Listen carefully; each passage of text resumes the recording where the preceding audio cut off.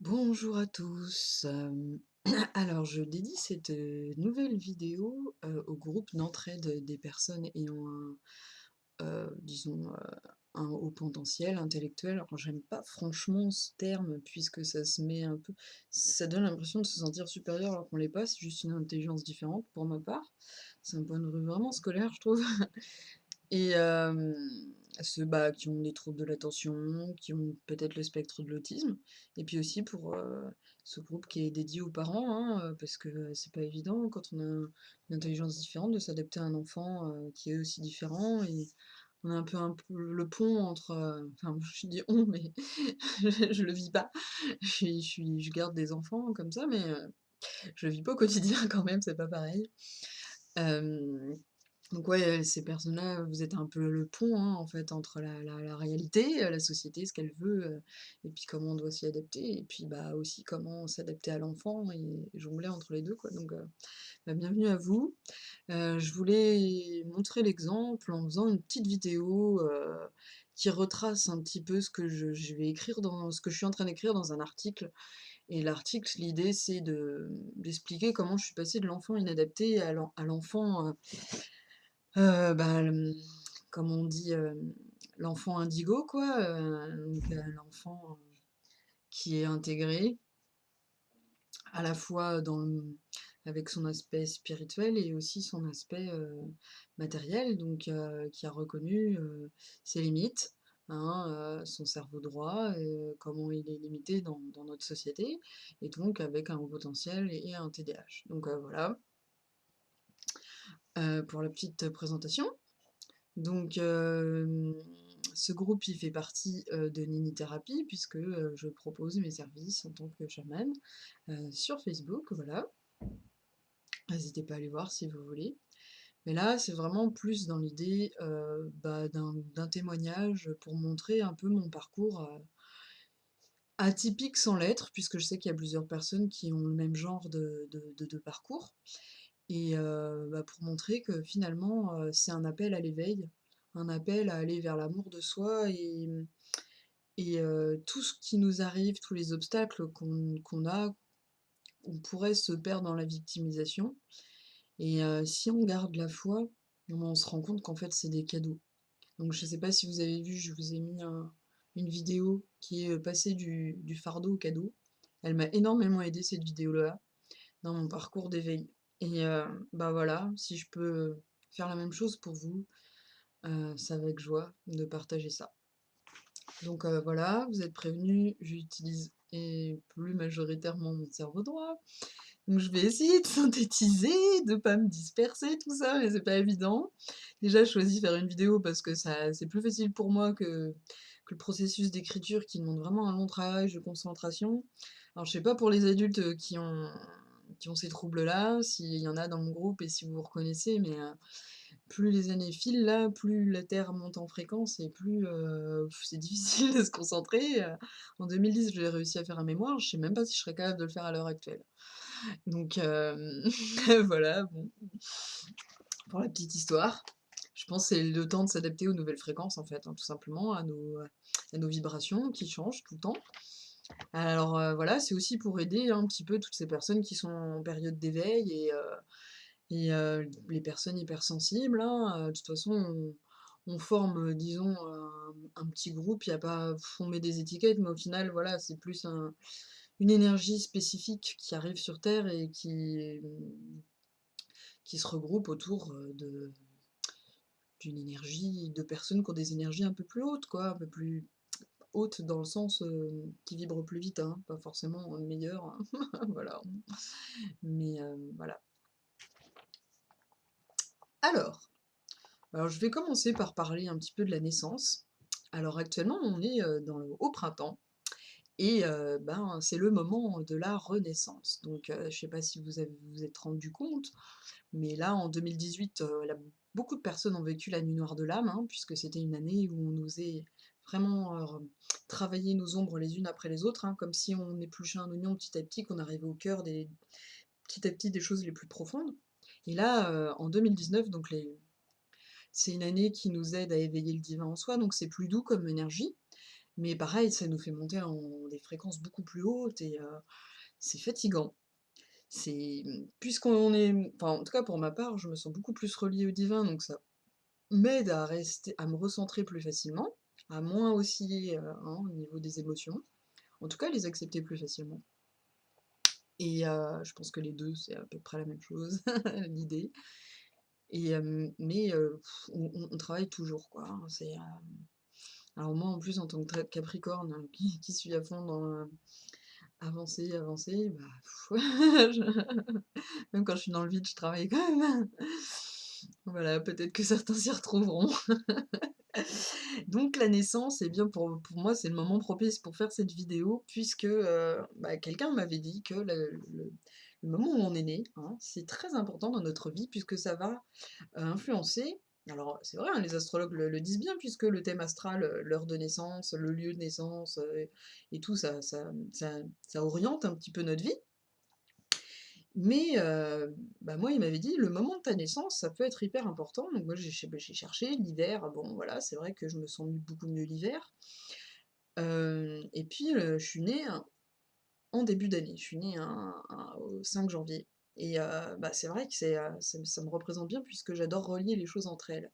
Donc c'est comme si je reliais un peu 2 années entre elles, 2 énergies différentes et c'est vrai que la reliance me correspond. Donc mais peut-être que vous pouvez, vous amuser, hein, à voir un petit peu, qu'est-ce qui pourrait symboliser, ce que vous êtes à travers votre naissance. Mon heure de naissance aussi, ça m'influence pas mal. Moi, je suis née à 10h30 et c'est l'heure où je me réveille. Si je me réveille avant, je suis fatiguée. Alors ça peut vous paraître bizarre puisqu'on est dans un monde où on travaille, on se lève tôt. Moi, pas du tout.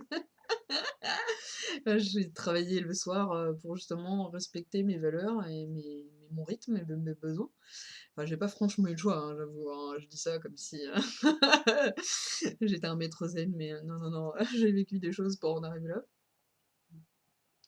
Donc voilà, c'est assez marrant de voir ça et voilà, profite de ce moment, pour créer des nouveaux projets, hein et puisque l'année 2018 c'était une certaine mort, hein, la mort chamanique, bah, maintenant on est en période de vide chamanique, de renaissance, on est en train de se recréer en fait on s'est recréé nous-mêmes, mais on se connaît plus vraiment, donc c'est le moment où on se réajuste un petit peu.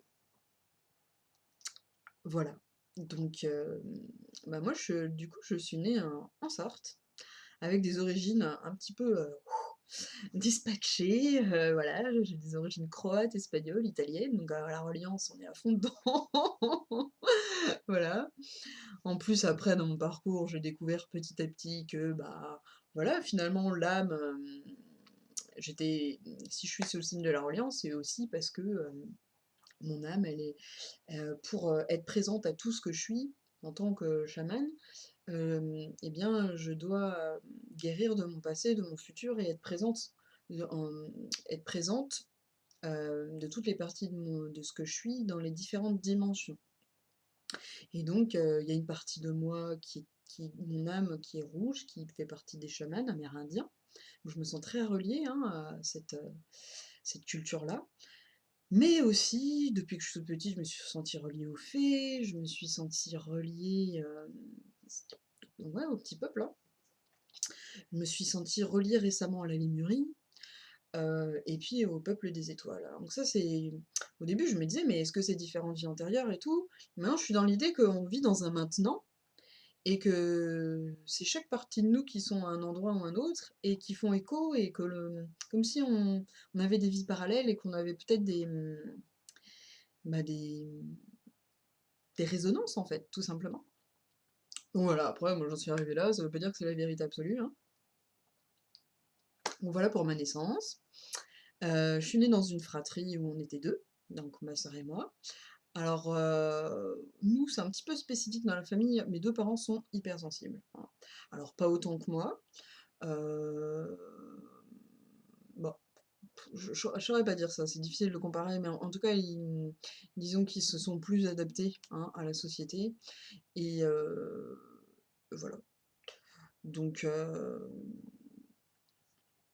à l'époque, disons qu'ils ont peut-être pas eu les mêmes choix à faire aussi, hein, et puis les mêmes missions de vie à faire. Et donc ma sœur aussi l'est, puisque bon, elle, de toute façon, elle est née sous le signe du poisson, donc les poissons c'est très intuitif, très des signes d'eau, hein, donc voilà, j'ai eu cette chance-là, et j'ai eu la chance d'avoir une petite sœur qui avait compris que j'étais différente et qui m'a beaucoup, beaucoup aidée. On a été très proches, voilà. Ça- de le dire, c'est très, très fort pour moi, mais je me dis que je pense qu'on... Enfin, moi, je suis de ceux qui pensent qu'on choisit là où on va avant de naître, et je pense que j'ai choisi des âmes qui étaient proches de moi et qui étaient capables de me protéger pour m'aider à vivre ce que j'avais à vivre, parce que ce qu'on a vécu toutes les deux, notre enfance, c'était très difficile. Et bon, j'imagine hein, que beaucoup de personnes qui ont regardé la vidéo ont vécu à peu près le même genre de choses, je vais pas étayer dessus. Euh, Ce que j'ai vécu, je le vois pas du tout de manière négative, je le vois comme vraiment des enseignements qui m'ont aidé à m'incarner en fait et qui m'ont obligé à remettre en cause le monde et à aller vers mes propres valeurs et à accepter qui j'étais et à m'aimer.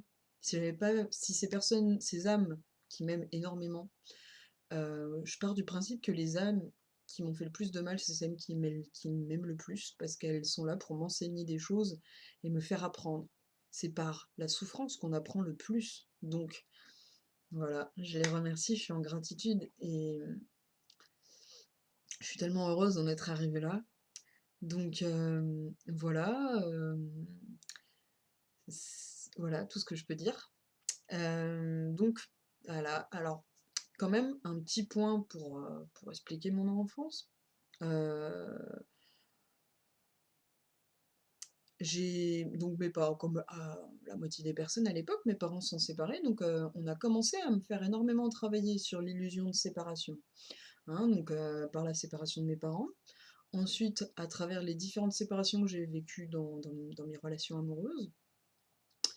Et je pense être venue aussi pour travailler sur l'abandon, puisqu'on a vécu l'abandon de notre père, qui a vécu ça de ses parents, qui ses parents ont vécu ça aussi. En plus, on est dans l'immigration et tout, donc et ma mère aussi, elle a vécu du côté de son père, tout ça. Donc, enfin voilà, je pense que notre génération, on est là vraiment pour être assez éveillé et libérer tout le passé générationnel, transgénérationnel derrière nous. Donc c'est un, toutes ces naissances, ces intelligences différentes, ben, vivent des choses très très difficiles dans leur enfance pour pouvoir, en étant adulte, assez fort, pour mettre ça de côté et aider en fait les autres intelligences à s'élever tout simplement. On a une capacité de transformation un petit peu plus rapide, je dirais. Voilà. Ce qui n'est, ce qui peut être un avantage et un inconvénient. Voilà. Donc, bah voilà, dans ma famille, j'étais un petit peu le vilain petit canard, surtout à partir du moment où ma mère allait vivre avec quelqu'un d'autre. Et bah du coup, je me suis beaucoup retrouvée dans le livre La femme qui courait avec les loups, parce qu'elle en parle justement de ça. Et bah, bizarrement, ça amène à s'interroger sur soi. Alors au début, on culpabilise, hein. C'est un moyen de répondre à ce qu'on vit, mais c'est aussi un moyen de se victimiser et on n'est pas responsable de ce qui nous arrive, mais on est responsable de la manière dont on le transforme. Donc c'est à partir du moment où j'ai compris ça, bah, je suis allée comprendre pourquoi j'étais différente, pourquoi mes parents, ils avaient, voilà, ils réagissaient comme ça, pourquoi ma fratrie réagissait comme ça. Comme par hasard, j'ai choisi des études de psycho, hein. Voilà. Alors quand même, j'ai fait en sorte énormément de...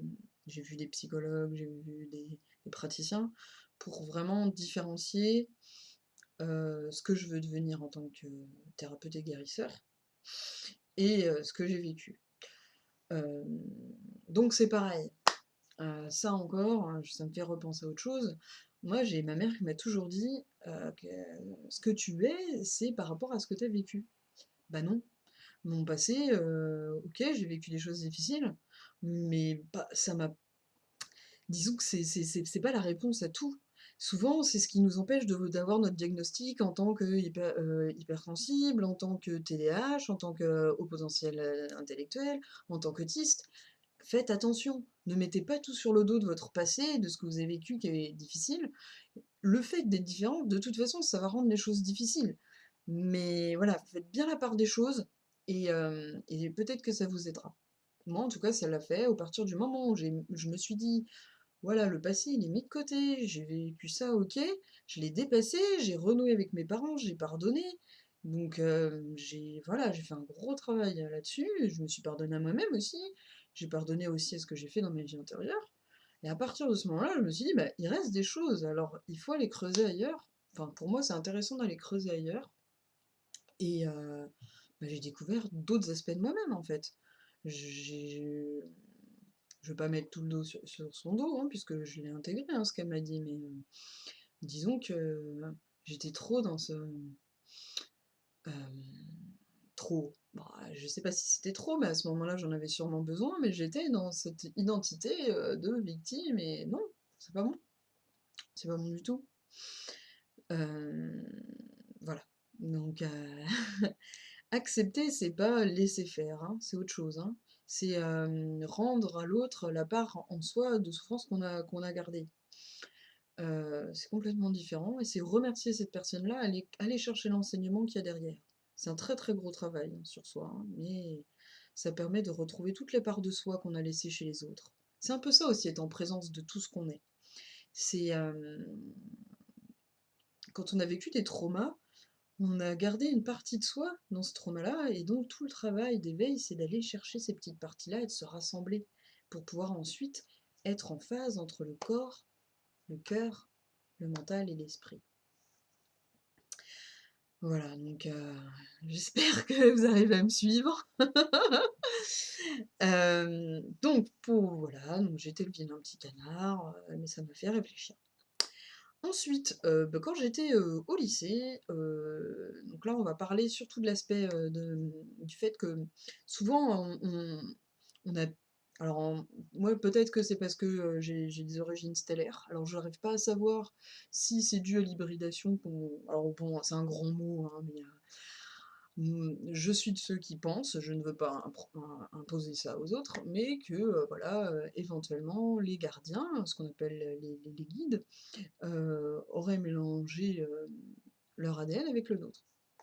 Donc, il y a cette hypothèse-là pour moi, ou peut-être l'hypothèse des différentes vagues de volontaires qui sont venus, donc des personnes d'intelligence différentes, qui sont venues aider la Terre à augmenter en fréquence, et qui ont donc une vibration différente des terriens qui ont plusieurs vies sur Terre. Donc voilà, et, euh, et donc peut-être que ces personnes-là ont plus facilement des maladies. Alors des maladies, je dirais, immunes, hein, du système, donc, je sais pas si vous c'est pareil, mais moi je tombe très très peu malade.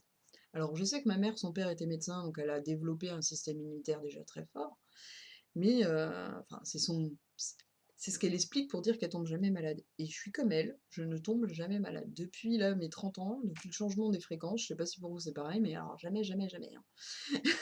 Pourtant, je m'habille pas beaucoup et tout, je fais pas attention, moi, parce que j'ai pas l'habitude d'un corps matériel, et voilà, c'est... Par contre, en étant jeune, bah, j'ai vécu des gros déséquilibres de la flore intestinale et vaginale, parce que je suis une fille. Je sais pas si vous avez vécu ça, c'est aussi, un aspect de ma vie qui m'a, permis de remettre en cause les choses, d'apprendre à connaître mon corps, parce que c'était quelque chose, je m'identifiais beaucoup au mental, à tout ce qui m'arrivait, alors c'était un moyen peut-être de me défendre vis-à-vis de mon enfance, et puis pour compenser vis-à-vis de mes différences, parce que je comprenais pas les codes sociaux, je comprenais pas du tout, j'ai mis beaucoup plus de temps à m'adapter au monde réel, mis du temps à avoir des amis aussi, à comprendre comment il fallait utiliser le langage, parce que moi, c'était vraiment le langage télépathique qui était plus... J'ai compris ça longtemps après, mais j'ai une pensée très imagée, très ben, arborescente, hein, puisque j'utilise l'arbre droit, et donc le langage parlé, bah, il est plutôt rationnel, et pour passer d'un monde à un autre, du monde émotionnel au monde du langage, c'était pas évident, hein. Donc voilà, j'imagine que ça va vous faire écho, mais... Donc en ce qui concerne, bah, le corps, ça a été un longuement, bon après, c'est aussi vis-à-vis de mon passé, mais c'était, longuement, longtemps, hem, une énigme en fait, il a fait que de me parler tout le temps pour que je m'occupe de lui et il y avait tellement de choses à faire, c'était bah, fatigant et du coup, bah, à partir de 2012, en plus de déséquilibre de la flore, j'ai développé des intolérances alimentaires. Donc, à partir du moment où j'ai commencé à manger sans gluten et lactose, ça m'a permis énormément d'améliorer l'équilibre de la flore. Mais par contre, ben, j'ai essayé de faire des jeûnes et j'ai compris que c'était pas du tout fait pour moi. Donc faites attention, n'essayez pas de faire tout le temps comme tout le monde parce qu'au final, bah, moi les jeûnes, ça m'a créé des calculs biliaires, donc je suis encore en train de travailler là-dessus. Je prends de l'oméprazole, là je vais avoir un test pour oui, j'ai fait une fibroscopie et je vais sûrement être suivie pour ma vésicule biliaire et tout. Enfin, voilà, quand on est différent, faut vraiment penser que notre corps, il va pas du tout réagir de la même manière aux médicaments et tout ça. Ça m'a obligée à mettre l'allopathie de côté et à utiliser les herbes et à utiliser autre chose et à être autonome dans ma manière de me soigner. Parce que bah déjà, c'est moi toute seule qui ai dû trouver mes intolérances alimentaires. Le médecin, enfin, les médecins ont jamais. Alors c'est peut-être parce que moi, j'arrivais pas à exprimer mes souffrances, mais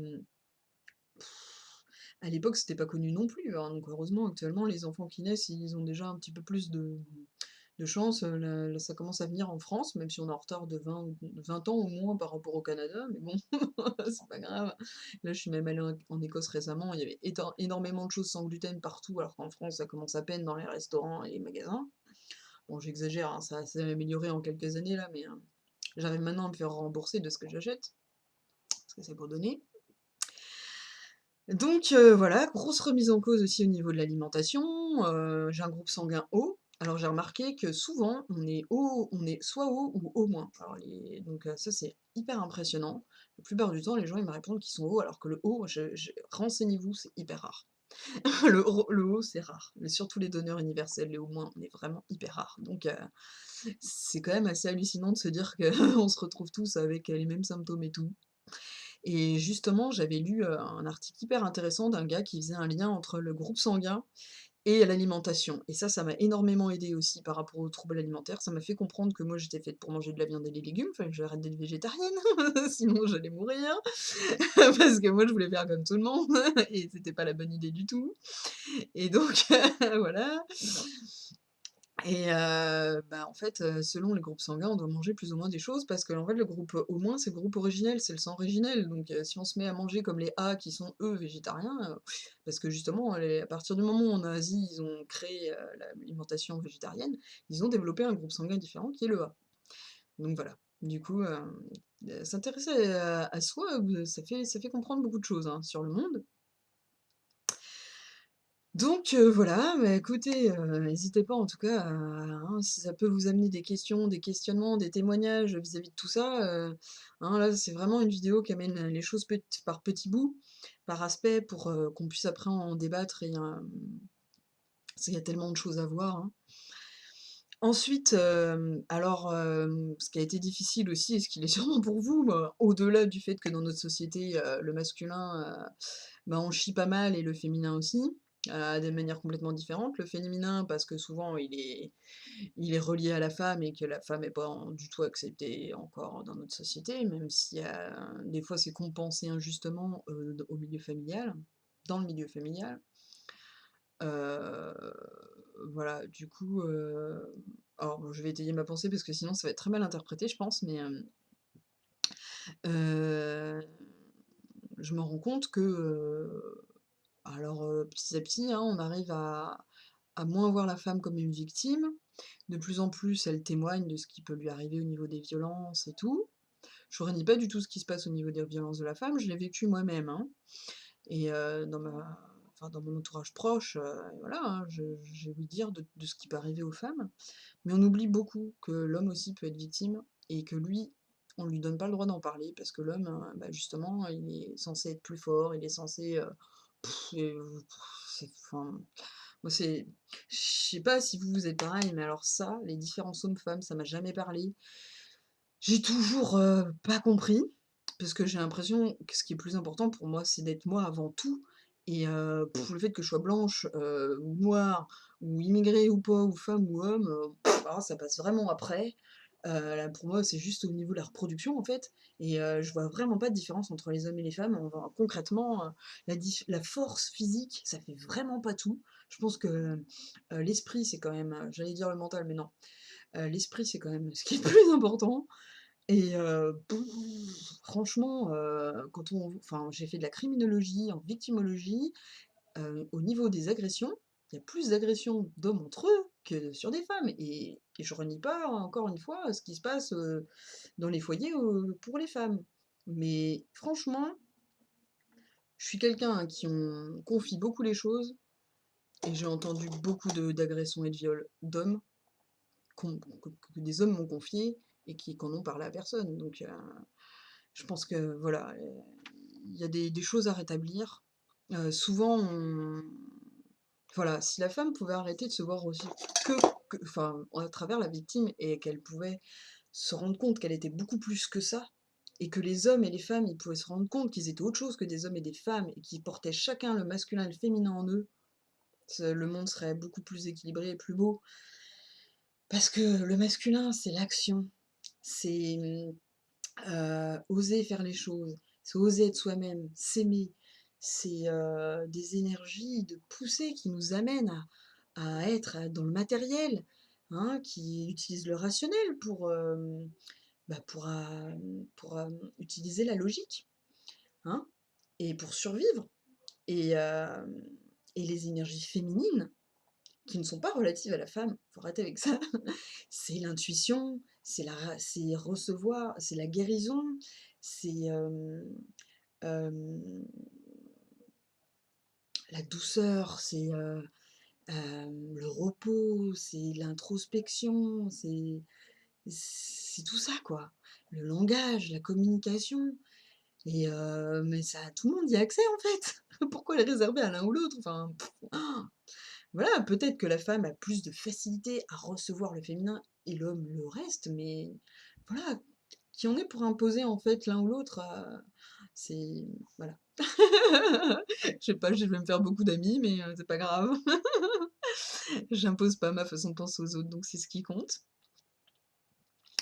Donc voilà, alors on à la base, on était là pour parler du couple, mais bon, ça va un peu ensemble. C'est que du coup, bah, l'homme, il a vraiment, de plus en plus dans le foyer, bon, bah, la femme s'est épanouie, elle s'est mise à travailler.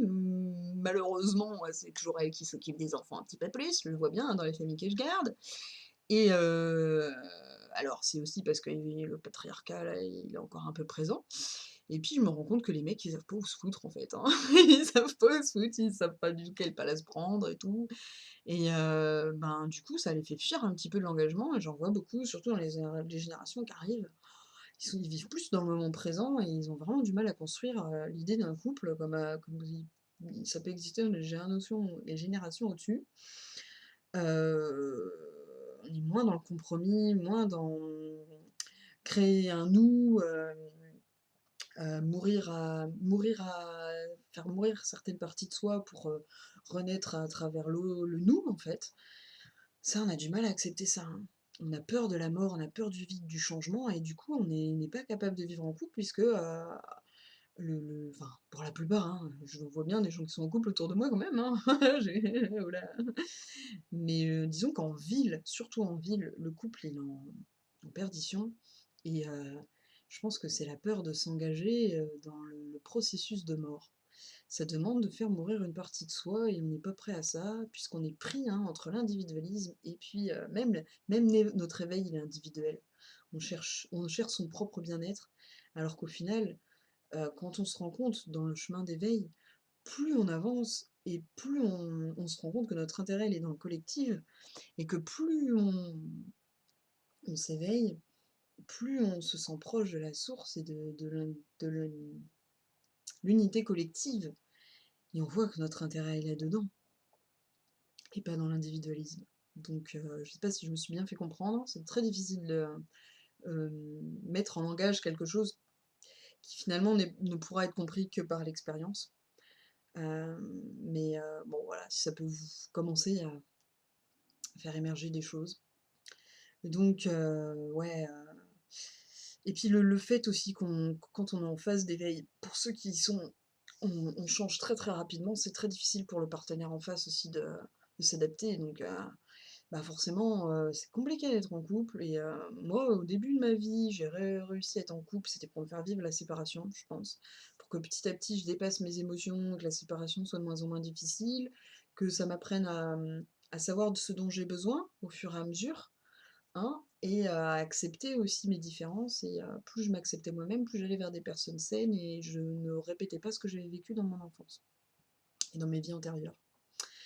Donc bah, ça m'a amené à à rencontrer ma flamme jumelle. Donc là, c'est vraiment une autre phase de ma vie. J'en parlerai après. Mais du coup, ces différentes histoires-là, bah, m'ont appris à dépasser la séparation et c'est, première phase dans le processus, de dépasser l'illusion de séparation qu'on ne vit que dans le monde matériel, hein.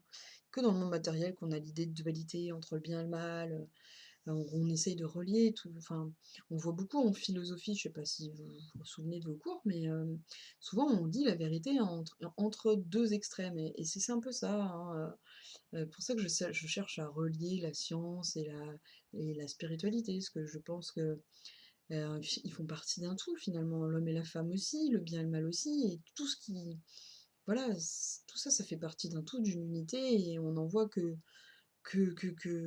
la partie immergée de l'iceberg de chaque côté, en fait. Et on voit pas tout le reste. Donc voilà. Hem, alors, donc j'ai quand même réussi à vivre, une relation de 4 ans, hein, où j'ai appris à aimer, voilà, autrement qu'à travers la famille, les amis. Et donc ça m'a aidé quand même à tenir le coup, parce qu'après cette relation-là, j'ai eu que des échecs, des échecs, des échecs. C'était horrible. Donc mais le fait d'avoir cette expérience-là, bah, ça m'a fait tenir le coup, me dire: «Je suis capable de ça, donc je pourrais le faire» et ça m'a fait garder foi. Alors, on fait une petite coupure sur les relations et on arrive sur les études. Alors les études, alors j'ai pas eu trop de mal parce que mes parents étaient profs, hein, donc toi, moi, le monde rationnel, j'ai pas eu trop de problèmes là-dessus. Bon, quand on est HPI en plus, bon, c'est mon montée d'âge, je l'ai développé très tard. Le trouble de l'attention, je l'ai développé tard. Je compensais, alors souvent quand on est une femme, on compense plus facilement apparemment. Je compensais, en dessinant en fait. Alors j'ai toujours aimé l'art, le dessin, le chant, donc je compensais comme ça et du coup, ça m'aidait à me concentrer. Parce qu'en fait, je sais pas si vous avez commencé à lire, à vous intéresser, mais on a besoin d'adrénaline pour se concentrer et donc du coup, le fait de faire plein de choses en même temps, ça nous aide, hein, à maintenir l'énergie qu'il faut pour se concentrer. Et donc bah, malgré mes différences, j'ai réussi quand même à m'adapter à l'école, hein, parce que bon, bah, j'ai eu des bagages en plus quoi, hein, voilà. J'ai eu beaucoup d'aide à la maison, tout ça, j'ai lu beaucoup, puis je suis née avec un potentiel de créativité et d'imagination, assez exponentiel donc franchement, j'arrivais à l'école, je foutais rien, je révisais pendant la récré et puis voilà quoi et bon, ça a été comme ça jusqu'au lycée et puis alors là, à partir de la fac, par contre, c'est autre chose. À partir du moment où il fallait donner de soi et puis, je sais pas, à cette période-là, j'ai changé et puis, je me rendais compte qu'il fallait être à la botte des profs et tout, enfin ça allait pas du tout avec mes valeurs, fallait être un robot et en même temps aller lèche-cul et bah, pour je dis quelque chose de vulgaire là, mais franchement, je vois vraiment pas un autre mot et c'est là que j'ai commencé à comprendre que ça allait pas être ma voie, en fait. Je voulais être prof, je voulais, et non, non, franchement, j'ai compris que c'est pas parce que, dans les autres générations, ils avaient eu l'habitude de projeter toute leur vie et que, je portais ça en moi, hein, la volonté de mes parents, que c'était ce que j'avais besoin, en fait, hein, j'ai fait mon mémoire en psychologie clinique et développement, j'ai beaucoup aimé ça, mais quand on est malade et quand on a des pensées différentes, j'ai commencé à vouloir mélanger les courants puisque moi j'aime relier et tout, mais c'était pas du tout possible. Le potentiel créateur, c'est à bannir à la fac. Il faut être un petit mouton en fait. Donc voilà, moi c'est à partir de ce moment-là j'ai commencé à lâcher l'éducation nationale et à me rendre compte que j'ai et c'est là que je me suis dit: «Ouais, alors moi j'ai eu des facilités parce que mes parents sont profs, mais les autres ils en chient quoi, c'est pas du tout adapté à leur intelligence, pour certains, enfants qui ont un TDAH très tôt et pour les autistes et pour, même d'autres, qui ont un haut potentiel. Moi, j'avais des copains, bon, moi, je savais pas que j'avais la douance à l'époque, hein. Mes parents, eux, ils mettaient tout sur le dos de mon vécu, donc ils voyaient même pas que j'avais un haut potentiel. Et donc, du coup, bon, je leur en veux pas, hein, c'est un moyen aussi de se protéger parce qu'ils l'étaient aussi et ils l'avaient pas forcément, ils s'en étaient pas rendus compte non plus, donc voilà.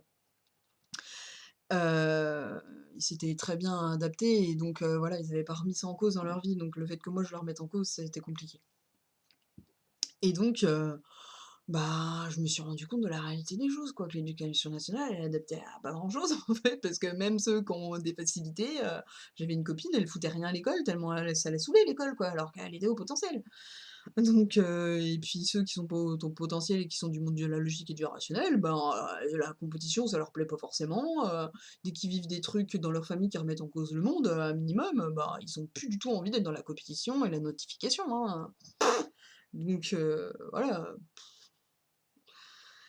Le jour où on comprendra en France, il faut mettre notre fierté de côté et puis aller voir un petit peu ce qui se passe ailleurs, parce qu'au niveau de l'autisme, on est en retard de 20 ans quand même, j'ai envie de dire, mais bon. Je suis allée voir au Canada ce qu'ils faisaient, et puis en plus j'ai fait école d'éducateur, hein, donc elle nous a parlé de ce qu'ils faisaient au Canada, de ce qu'ils faisaient aussi, dans les pays du Nord là, oh là là. La Finlande, ils sont pas parfaits, hein, mais il y a eu des époques où ils étaient bon, quand même bien meilleurs que nous. Donc voilà, si les parents de ces enfants-là, ils pouvaient aider aussi à remettre en cause l'éducation nationale et à plus faire en sorte que ce soit l'enfant qui doive s'adapter à l'école, mais bien l'inverse, à bien faire comprendre que le processus ces enfants, ils naissent là pour changer le monde. C'est au monde de s'adapter à eux et pas l'inverse. Alors peut-être que c'est dur, hein, ce que je dis là, hein, mais moi franchement, je me rends compte que je suis le futur.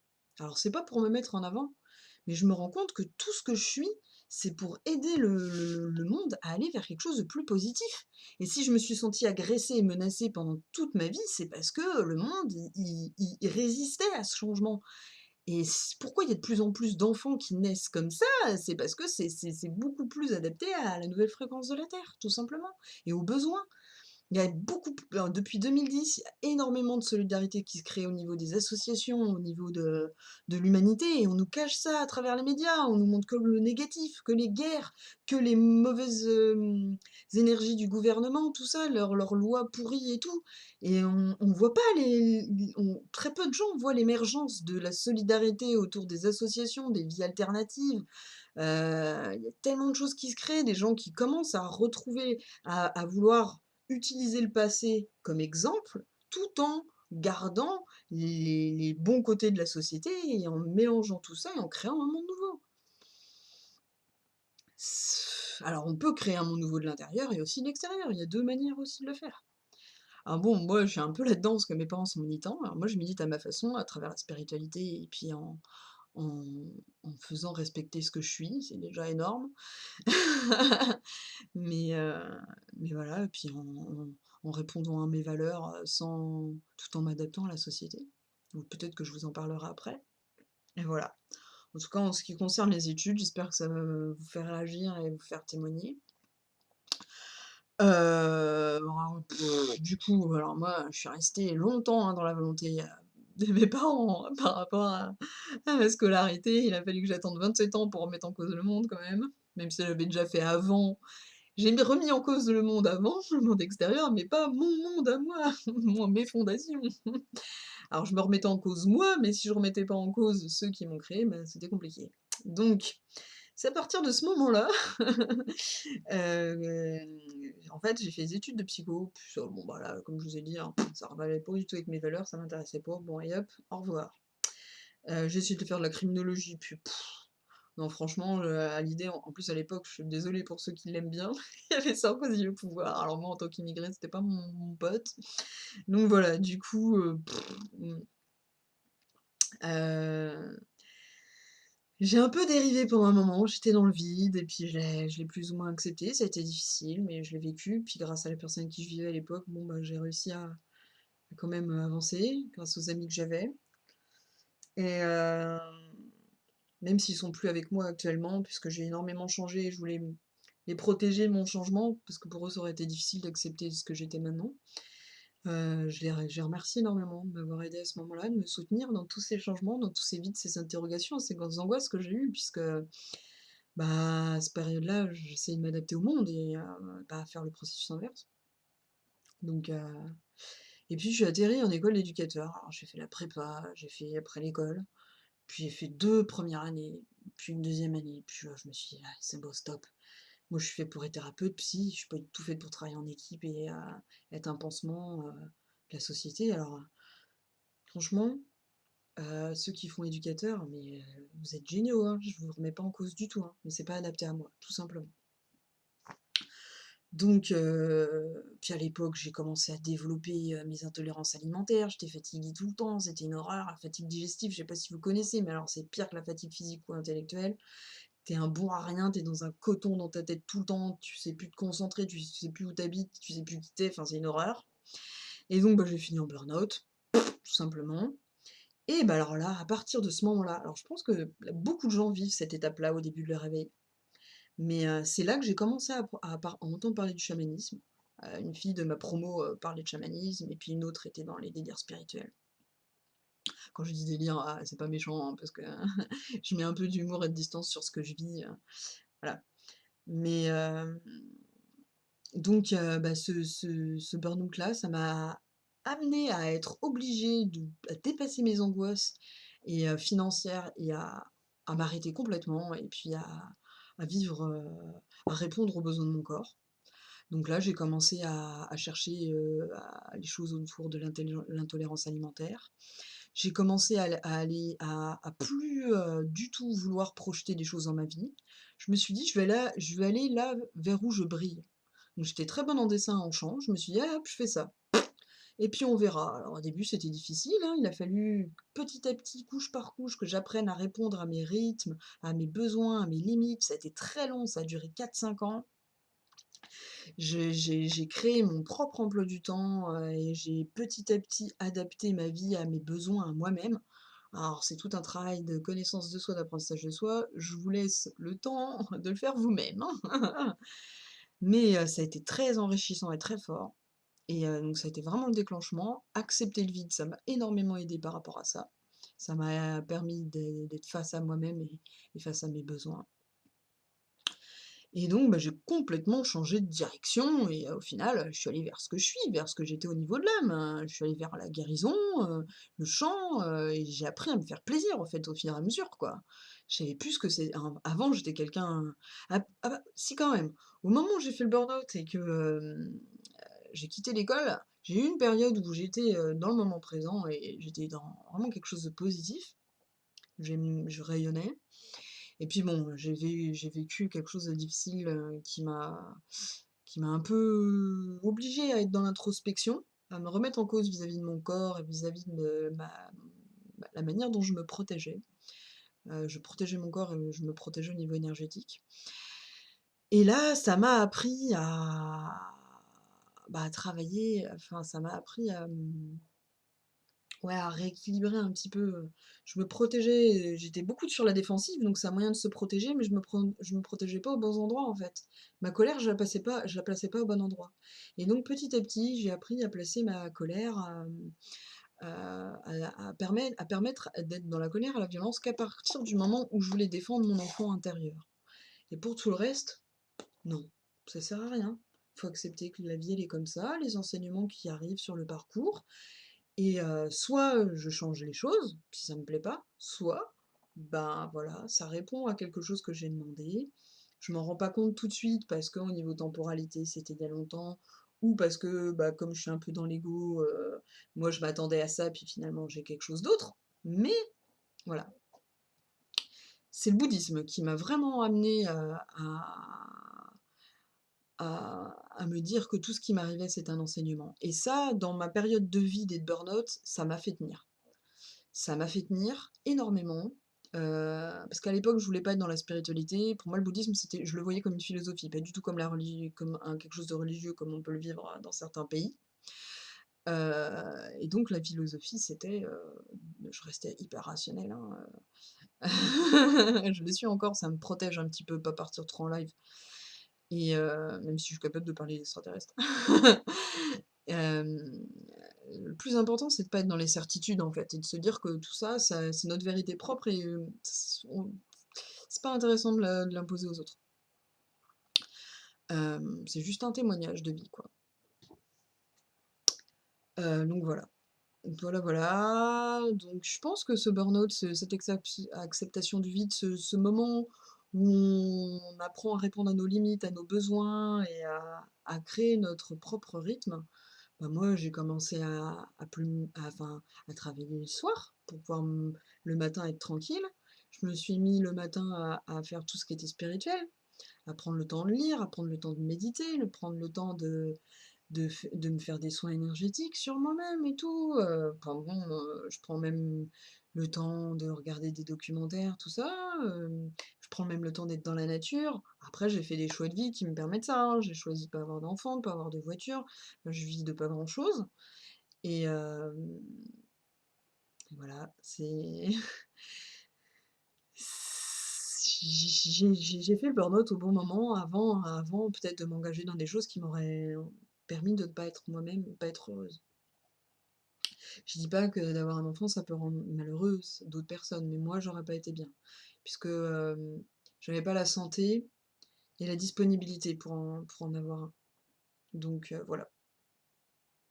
Dans cette vie-là, je pense que je suis là pour être mère de la création, de ma création, en fait, tout simplement. Pas forcément d'un enfant. Alors, bon, voilà, je dis ça maintenant, je sais pas dans 1 ou 2 ans, qu'est-ce que je dirais? Voilà.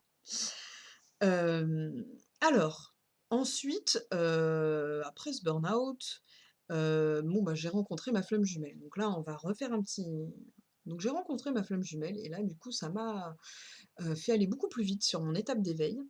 Alors cette personne-là, faut pas la voir comme une relation romantique, faut plus la voir comme une relation de proximité tellement intense, tellement proche au niveau de l'âme, que ça va résonner énormément en nous et ça va faire remonter nos ombres. Alors moi, du coup, au début que je l'ai connue, ça m'a amené à faire un voyage au Canada pour retrouver mes sources chamaniques, réveiller ce chaman en moi. J'ai fait une hutte à sudation qui m'a permis de me purifier, de réveiller mon chakra du cœur.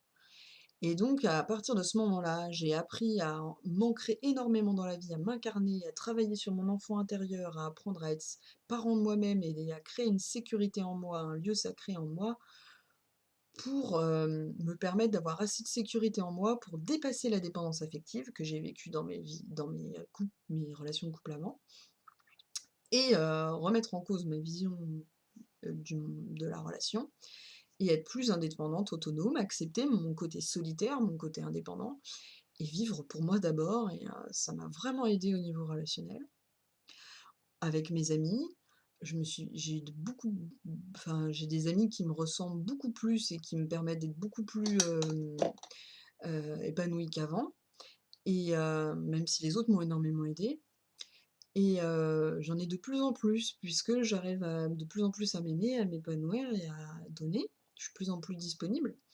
Alors par contre, à partir du moment où j'ai fait un burn-out, j'ai eu un moment où j'étais beaucoup plus seule parce que, bah, je changeais très vite, déjà.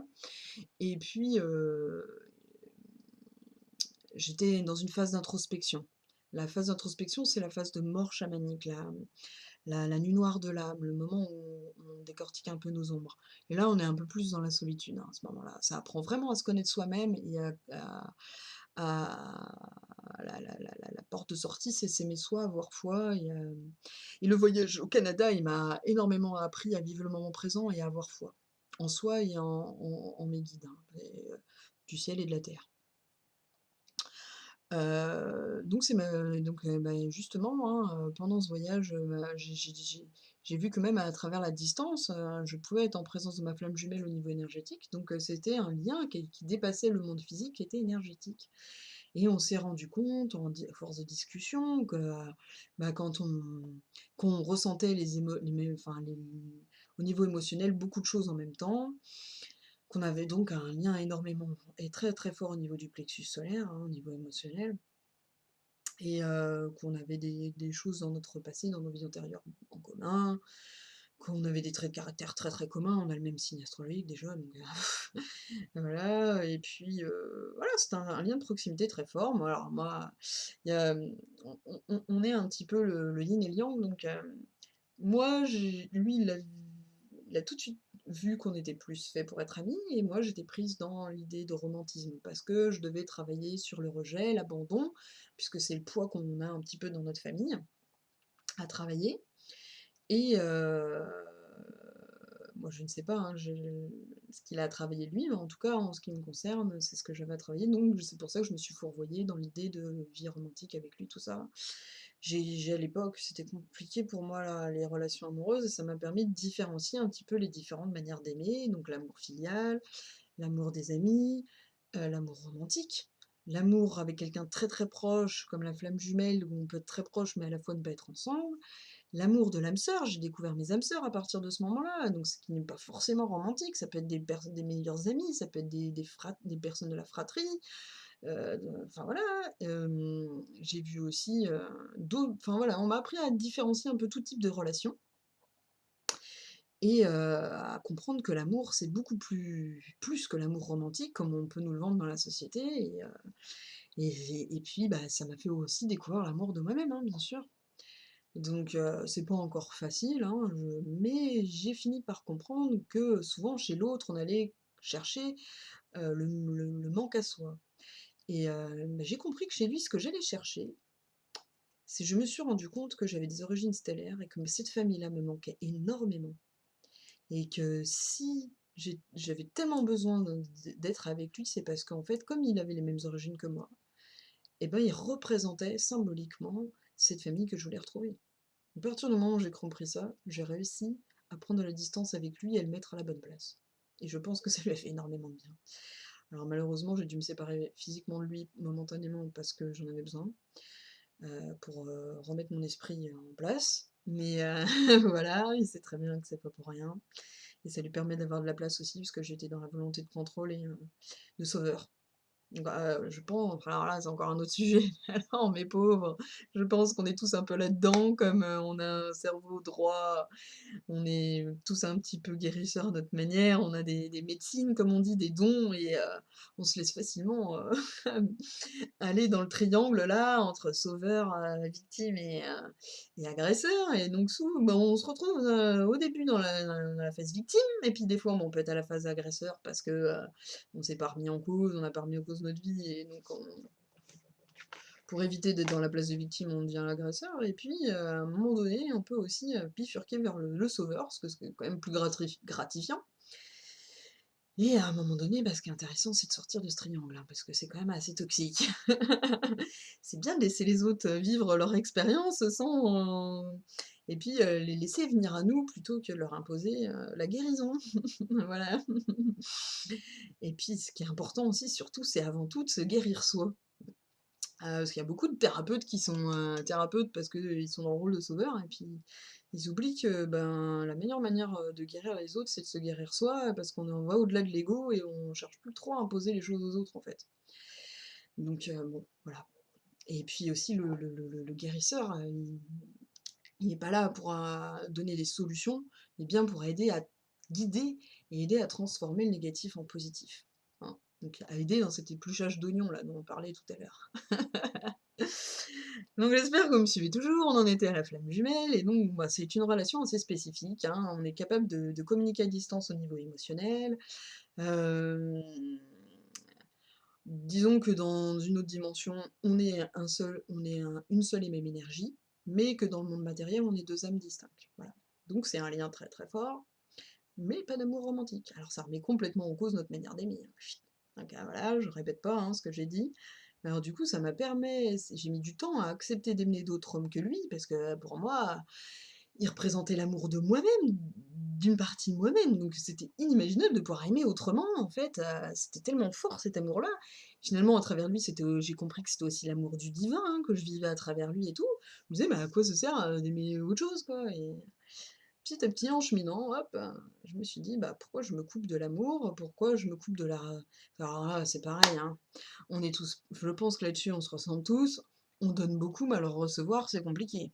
Ouh là là, on s'est tellement mis dans l'image de mauvaises choses et tout, que voilà, on compense en donnant, bah, à cause de notre culpabilité, et puis alors recevoir des autres, oh là là.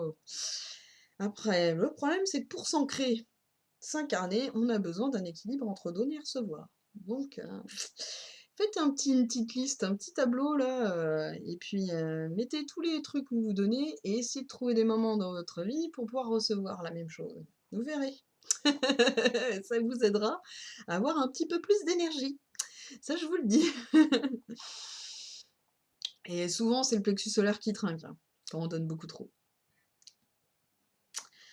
Euh, la vie m'a amené à comprendre que la qualité est beaucoup plus importante que la quantité. Alors ça, c'est le fait d'être chanteuse qui m'a fait comprendre ça. Ah ouais, ouais, ouais. J'étais dans un groupe, on me demandait de travailler énormément et tout, et je leur disais, mais moi je suis désolée les gars, en fait, pour moi c'est la qualité qui compte. C'est la maladie aussi qui m'a fait comprendre ça. Comme j'avais pas beaucoup d'énergie, et ben cette énergie-là, allez voir la vidéo sur les petites cuillères qui distribuent l'énergie dans la journée des personnes autistes et hypersensibles. Vous allez voir, on se ressemble un peu avec les autistes, hein. Disons que nous on est un peu autistes, mais à un degré différent. Et alors désolé les autistes, hein, prenez pas ça mal, hein, c'est vraiment ouais, mon langage il est compliqué, c'est vraiment une manière de donner une idée générale et pas du tout de vous ridiculiser. Euh, donc, je sais plus où je voulais en venir. Je parlais de la fatigue. Donc oui, c'est la fatigue qui m'a fait comprendre que l'énergie c'était hyper important et que la qualité était beaucoup plus importante. Et que souvent, on veut faire tout le temps, on veut combler le vide en étant dans l'hyperactivité et tout. Et plus on accepte le vide, ce qui n'est pas vraiment du vide, plus on accepte en fait l'intuition, l'inconscient, plus on a accès à l'invisible, à l'inconscient collectif, à la réception, plutôt que donner, et bien tout ce qu'on reçoit, c'est des parties de soi, et ça nous fait avancer beaucoup plus vite et de manière qualitative. Et moi, ça m'a fait... Il y a plein de trucs que j'ai appris toute seule, hein. Le chant diphonique, j'ai appris toute seule, j'ai eu qu'un cours d'une heure. Et franchement, je pense que c'est accessible à tous, hein. Je me prends pas pour quelqu'un d'exceptionnel, hein. Parce que souvent, dans le monde spirituel, on vit des trucs de ouf à travers les voyages et tout. On a l'impression, on voit des archanges et tout, on a l'impression qu'on est les seuls au monde à les vivre, ces choses-là. Mais pas du tout, hein, c'est accessible à tout le monde, hein. On n'est pas des privilégiés du tout, hein. Franchement, c'est juste qu'on a un stade différent des autres et voilà. Mais donc voilà, l'humilité, c'est important, hein. Euh, Donc voilà, donc, l'histoire de la flamme jumelle, ça m'a amené à tout ça. Et bah, ça m'a amené à la nuit noire de l'âme. La nuit noire de l'âme, c'est très difficile, c'est la mort chamanique. Elle m'a permis de changer énormément. Mais alors c'est un moment de solitude, et puis on se rend compte hein, qu'on vit plein d'enseignements les uns après les autres, il nous arrive du négatif à fond, à fond, à fond, à fond, et c'est pourquoi? Eh bien, faut pas se victimiser. Moi, c'est en gardant la foi que j'ai réussi à dépasser ça et à comprendre que c'est pour nous obliger à lâcher prise, à plus être dans la résistance de l'ego. Ça nous oblige à ne plus s'identifier au mental, à nous relier à notre âme. Et en fait, c'est soit on se suicide, soit on continue à vivre en comprenant que c'est la foi qui nous fait vivre, en fait. Moi, j'ai compris que la vie, elle était là, pas pour être mon ennemi, mais pour m'amener ce dont j'avais besoin. Et en lui faisant confiance, et petit à petit, en ayant des pensées de plus en plus positives, et ben, je me suis rendu compte que ma conscience, c'est elle qui crée ma réalité, en fait. Au début, c'est mes guides qui créaient ma réalité parce que j'étais pas capable par moi-même de faire du positif. Et plus petit à petit, c'est moi qui prend les rênes petit à petit par rapport à eux. Plus je suis autonome sur moi-même et plus je suis actrice de ma vie. Et ben, j'ai réussi à être dans une période de l'abondance après cette nuit noire de l'âme. Et ça continue, ça s'arrêtera plus jamais. Parce que j'ai accepté de lâcher prise. J'ai pas eu le choix. Non, c'est même pas que j'ai accepté, j'ai pas eu le choix en fait. Donc c'est ça, voilà. Et c'était ça le jeu du taré. Donc, et c'est pas la première fois que ça m'arrivait dans ma vie, mais là c'était vraiment bon, à l'année 2018, hein, l'énergie qui a obligé beaucoup de monde hein, à ce moment-là à le faire. Et maintenant, je suis dans une période de vide chamanique. Donc là, le vide chamanique, c'est accepter de pas avoir forcément d'un impact dans la vie. Alors, moi, j'ai toujours vécu avec ce besoin d'impact. Oh, un truc de ouf. Alors, je raconterai pas, je sais pourquoi, hein, mais je raconterai pas toutes mes vies antérieures. Mais Voilà, j'étais une personne connue dans ma vie antérieure et donc je pense que ce besoin d'impact, il vient de là. Mais j'ai aussi peur de ma force et de mon impact parce que j'ai été tuée. Voilà et donc j'ai ça à travailler. Alors je me suis remis à chanter, donc c'est-à-dire que j'ai réussi à dépasser ça déjà un petit peu, hein, mais alors je ferai une conclusion sur les vies antérieures, hein, pour aider ceux qui sont intéressés à travailler là-dessus. Ce que je pense que c'est intéressant, c'est un petit peu l'idée du moment, hein, comme on travaille beaucoup sur être en présence de tout ce qu'on est, notre multidimensionnalité. Voilà. Et donc, dans ce vide chamanique, on m'a amené dans ce travail aussi à travers ma flamme jumelle, j'ai rencontré différentes personnes qui m'ont fait comprendre les différents liens qu'on pouvait avoir. Et j'ai un ex, qui avait un TDAH et qui était HPI et c'est là que je me suis rendu compte que j'étais aussi comme lui. Alors il était autiste Asperger, je le suis pas, je pense pas, ou alors, vraiment au début du spectre et parce que je sais que les femmes s'adaptent un peu plus facilement, bon. Mais du coup voilà, au Canada, j'en ai rencontré des gens qui avaient des TDAH, mais j'étais pas encore prête à accepter que je l'étais, hein. Oh là là là là, c'est la personne, je pense qu'il y a quelqu'un qui va apprécier ce que je dis. Mais ouais, du coup voilà, c'est là et c'est en acceptant le mon mon co le ma reliance, mon aspect de la reliance, en apprenant à me connaître moi-même, différentes parties de moi-même, la mère, la chamane, la guérisseuse, l'enfant apeuré intérieur, le parent en moi, le créateur, le maître, le dessinateur, le prof, la nounou, la personne qui a besoin de s'adapter à la société pour le côté financier et tout. En acceptant toutes ces parties-là de moi, et ben, ça a été quand même un peu plus bénéfique, quoi, hein. Et tout ça, c'est grâce au travail des vies antérieures, hein. Donc pour en revenir à ça, donc la conclusion quand même, c'est vraiment ne voyez pas, vivre le moment présent, comme être dans le présent tout le temps. C'est pas ça.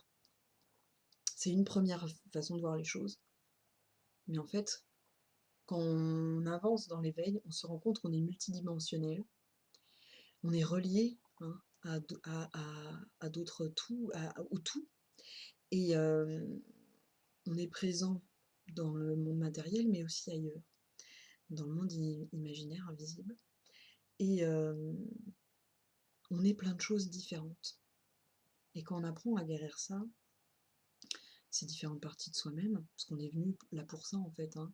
Ça aide à la Terre à augmenter de fréquence parce que, en fait, souvent, ceux qui ont une flamme jumelle, alors les autres aussi, hein, mais ceux qui ont une flamme jumelle, en fait, l'union des flammes jumelles, euh, quand il est positif, quand ils arrivent enfin à vivre ensemble, ben, ça a créé l'impact de l'énergie d'une nébuleuse et ça réveille énormément d'âmes derrière.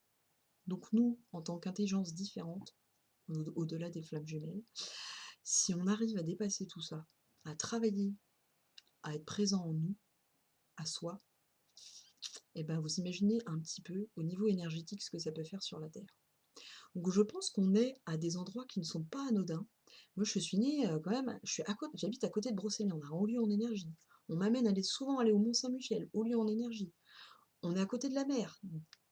La mer c'est très très fort en énergie.